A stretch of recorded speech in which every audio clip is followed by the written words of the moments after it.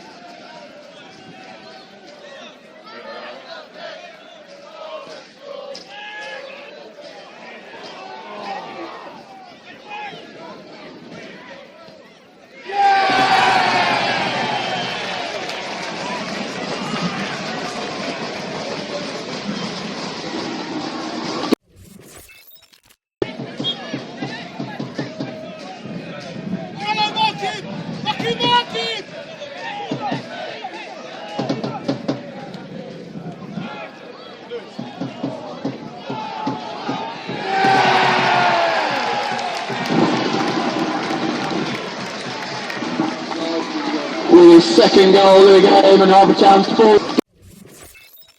Come on, Steve-O, good lad. Come in, go, move. Take it if you can. Properly. Bring on forward. Good.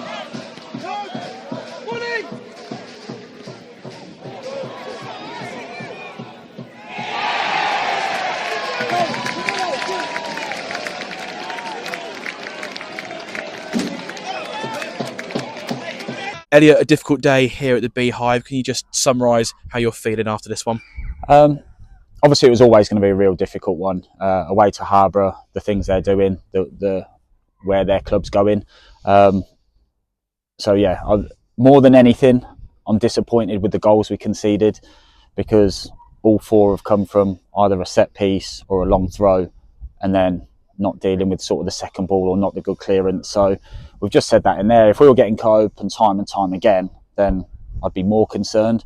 But then at the same time, I'm concerned because if balls go into the box, I said to the lads in there that they were a bunch of men, experienced men who did everything to be horrible and put the ball in our net, where we weren't. I don't want to say boys, but we're young men still learning the game, a lot of them. And I think it showed that you really have to put your body on the line to stop that ball going in the net. And unfortunately, we weren't able to do that today. There's 37 league placings between the two sides. I think that's the biggest disparity in the round out of any other tie. Do you think your side did enough to compete today with that?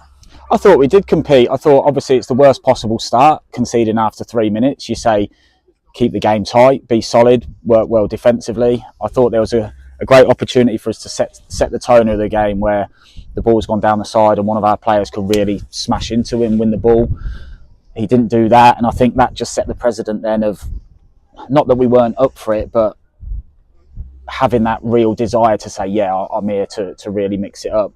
And I think that showed in especially the first 10, because we were under the cosh a little bit there and they were playing some really good stuff. Obviously conceded the poor goal where he's sort of unmarked in the six-yard box. But then I thought we did all right. We come back into the game.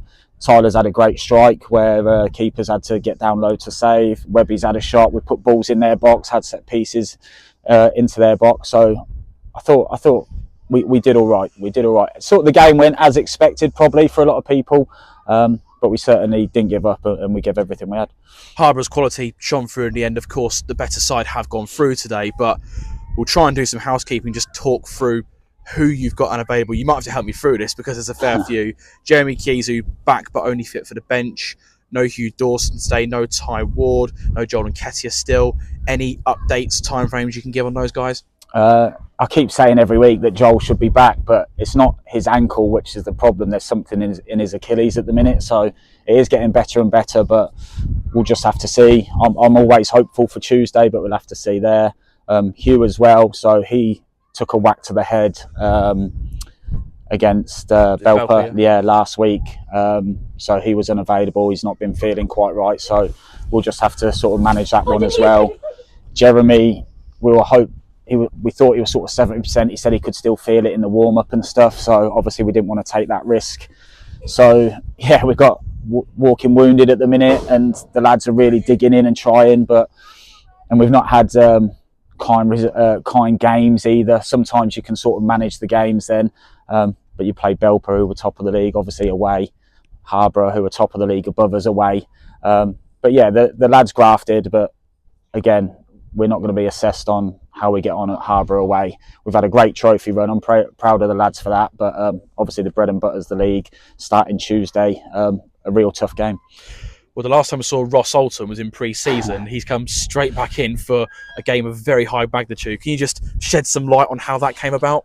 Yeah, so I found out yesterday that Hugh was struggling, and then obviously with the bodies we've got no midfielders, and Ross was obviously still signed on. I've known Ross a long time, since he was a young lad at Northampton and Brackley, and I just asked him if he could help us out, and he was happy to do so. Obviously a big game. He said he didn't want any money for it either. It's just his love for the club and love for football, and I know he's basically put his body on the line for us today. We know that he's had a few knocks and that's why he didn't stay with us at the beginning. He was even feeling his calf a little bit today, but he just powered through for 60 minutes for us. So a big thank you to him, and it's a real credit of the type of person he is. Just on your front line, you didn't have a lot of joy in the final third today, but it was interesting watching the interchanging between the front three players. Was that tactical instruction, or was that more putting players in positions where you need them at the moment? A bit of both. So it's putting players in positions we need them, but at the same time they can all sort of play, and if they mix it up a little bit, it's harder to mark. And we just felt, obviously, Harborough really strong defensively. Obviously Liam Dolman, Diamond's legend, marshalling things at the back. Alex Morris is top centre half. You got Connor Kennedy right back. Elliot, like the back four is a joke really. Elliot Taylor in goal, like a great keeper as well. So we tried to make things difficult, simple as that. We just felt if we went big and forward, they're just going to eat the ball up. So we tried to play some stuff on the floor and get in behind, and we did that, and we huffed and we kept going second half, and I think we got a deserved goal in the end. Just on that goal, you did give your fans something to cheer. Very fortuitous the way it came about. It won't be the best goal that Ray Pocker ever scores, but it is a first Diamonds goal for him, and that'll do his confidence the world of good. Yeah, definitely. With Ray, he's 20 years old. He's stepped up. He travelled in with me today, and I think a year and a half ago he said he was playing step 7. So he is making that progress. He's really sharp. He's really dangerous, and it's one of them where you're playing against the top of step 3 all of a sudden, and 6 months ago, whatever it was, he was playing step 5. So he's got his great bits and he's got his bits we still need to work on with him, but there's certainly a lot of potential there, and I'm just really pleased he got that goal, because I hope that gives him a big lift. I'm glad we got that goal for the fans, because the travelling fans were absolutely outstanding. The atmosphere here today was brilliant, and it was, I don't want to say enjoyable, because it wasn't, because it was horrible for me because of the result, but I'm sure the players out there really appreciated the support they gave us today. Well, that's it for the cup competitions now. FA Cup, FA Trophy and Hillier Senior Cup. You've just got the MPL Midlands to focus on for the rest of the season. How important is it now that you begin to climb up that league table? Oh, it's massive. We know we're a good side. We know we're a decent side. We've shown that. But now the league's the bread and butter. That's what it's all about at the end of the day. We've got 2 big games against teams who are around near us in the table at the moment. Away from home is always tough. 2 AstroTurf pitches again, but we'd have had experience from that today. Hopefully a few bodies back. Sutton obviously had a really good win today. They've got a new manager in, so they have that new manager bounce as well. They'll be looking to impress. So it's going to be a really tough game, but the lads have just got to bounce back now. We've had a couple of poor results, but today I can't fault them too much, because they gave everything, the lads that were out there. Like I said, just really disappointed we didn't defend our box better, so we have to work on that. But yeah, it's now the league, and hopefully we can start pushing our way up it. I think you've built up Tuesday night for me, but just on Sutton Coldfield, away from home, new management, a great win for them, as you say, against Wellingborough today. What sort of test are you expecting over there? Normally, every time I go there, they're a decent football side. They like to try and play. Big, wide pitch. And like I said, if anything, they're going to work so hard for their manager. So I need my lads to work so hard for me, because we have to match that intensity, match that work rate. And if we do that, we've got players who can score goals and can cause problems. But at the same time, we've started conceding a fair few, and our away record of conceding is really poor. So first and foremost, defend better, put your body on the line for the team, for yourself, for the badge, for everyone around you. And then we've got players who will score goals. So, yeah, we'll have a few days to digest it all, but we'll be ready to go again. Thanks for speaking to us. We'll see you on Tuesday. Yeah, cheers, guys. Ross, thanks for joining us. Difficult afternoon on the pitch, 4-1 defeat in the FA Trophy, but what are your thoughts overall? I mean, Harborough Town are a very, very decent outfit. I just think we were just a little bit light, like compared to in terms of the physicality.